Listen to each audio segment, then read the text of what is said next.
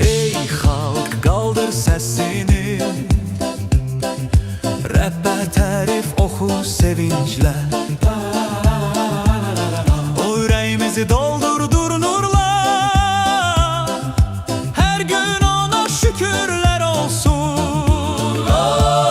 Sevin Rəbbə hər nəfəslə, ürəyimizdə nəğmə səslənsin. O mərhəmətli, o əbədi, sevgilə bizi koruyur.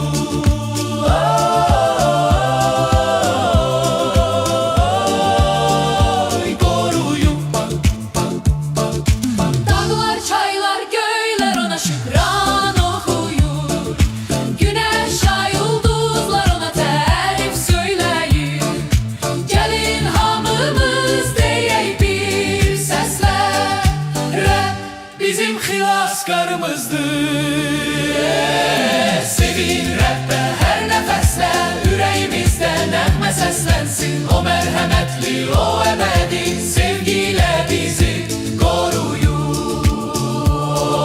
Körpü Gəlin gedək Rəbbin məskəninə, adına alqış deyək, uca səslə bəyan edək. O bizi sevdi, bağışladı, nurunu hər ürəyə axdı.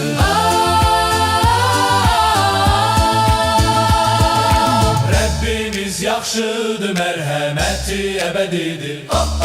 Sevinclə, sevinclə Rəbbə oxuyaq, çünki o sadiqdir, həmişə bizimlədir.